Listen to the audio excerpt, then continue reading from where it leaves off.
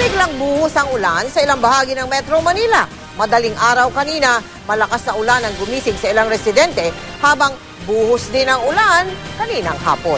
At gaya ng madalas mangyari, agad bumaha sa ilang kalsada na nagpabagal sa daloy ng trapiko sa EDSA. Kaya, sa mga nagtatanong, meron bang bagyo? Meron bang namumuong sama ng panahon? Alamin natin sa ating resident meteorologist, si Ginoong Nathaniel Cruz. Mangtani. Mel, nawala na yung isang low pressure area na ating binabantayan o yung namumuong sama ng panahon dito sa may Southern Luzon. Pero yung isang low pressure area na namataan naman dito sa may Kabisayaan ay bahagyang lumakas at ito ay isa ng active low pressure area.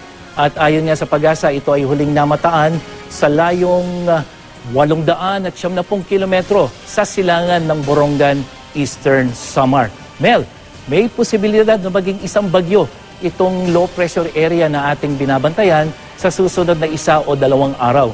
At kapag nangyari ito, tatawagin itong bagyong Dindo pang-4 para sa taong ito.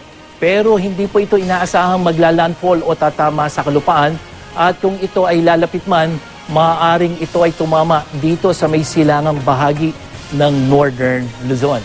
Samantala, dito naman sa ating rainfall forecast o yung tinatayang dami ng ulan sa susunod na 24 oras, makikita natin itong kulay pula at kulay green, Mel. Ito yung maraming ulan. At dito yan sa may bahagi noong active low pressure area. Pero mapapansin mo, meron din tayong mga kulay green dito sa Luzon, Visayas at Mindanao. At yung pong mga pag-ulan na naranasan natin dito sa Metro Manila, hindi pa po ito epekto nitong shallow low, nitong active low pressure area. Ito ay dulot ng wind convergence na kung saan yung hangin dito sa may southwest, dito sa may kanluran hanggang sa galing sa katimugan, nagkikita-kita po yan, nagsasanib upang magbigay ng mga pag-ulan. Silipin naman natin ang magiging tayo ng panahon dito sa Hilagang Luzon. Katulad ng nabanggit kanina, maganda ang lagay ng panahon dito sa may Tugigaraw hanggang dito sa may Lawag, mainit at mababa ang tsansa ng pag-ulan. Pero dito sa Central Luzon hanggang dito sa may Southern Luzon, magkakaroon po ng mga pag-ulan katulad yan sa Metro Manila. Pero dito sa Kabikulan, magiging mas malawakan ang pag-ulan at pwedeng magdulot ng mga flash flood. Dito naman sa Kabisayaan, kalat-kalat na dagli ang pag-ulan at pagkulog-pagkidlat din ang inaasahan. Gayon din dito sa may Mindanao na mayroong scattered rain showers and thunderstorms. Ano man ang panahon, magplano, magsiguro, makibalita sa GMA Weather. Ako po si Nathaniel Cruz para sa I Am Ready, serbisyong totoo ng GMA News. Mangtani, makitanong lang muna na ilang katanungan. Una muna, sabi mo 2 araw, baka maglandfall. Tama ba yon? Magla-landfall in 2 days? Itong si Dindo?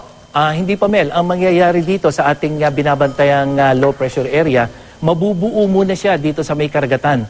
At kapag ito ay naging isa ng bagyo, maunti-unti ngayon niyang lalapit dito sa ating bansa. At dahil nga sa epekto ng ibang weather system, dito lamang yan. Maaaring tumama, yun ang babantayan natin dito sa may Northern Luzon. Pero yan ay pwede pang magbago, kaya sa susunod na mga araw, talagang babantayan natin itong low pressure area na ito. Pwede pang magbago. Anong mga factors para magbago yan, Mangtani? Well, yung nagpapalakad o nagpapagalaw dito sa active low pressure area ay meron tayong tinatawag na mas malaking weather system, yung high pressure area. At ito, kapag lumakas ito, maaaring imbis na pumunta ng Northern Luzon, maaaring dumiretso ito sa Kabikulan. Pero sa mga nakikita natin, ito ay mas mataas ang posibilidad kung sakali mo maging isang bagyo ito, tatama yan dito sa may Northern Luzon. Gaanong kalakas na klaseng bagyo yan, si Dindo na yan, Mangtani? Sa ngayon ay hindi pa natin nakikita, pero dito habang ito ay nasa karagatan, Mel, napakataas ang posibilidad na ito ay maging isang bagyo at pwede pang lumakas ito at maging isang ganap na yung tinatawag nating typhoon intensity na kung saan mahigit 100 kilometro kada oras ang magiging hangin nito. Maraming salamat sa iyo, Ginoong Nathaniel Cruz, ang ating resident meteorologist.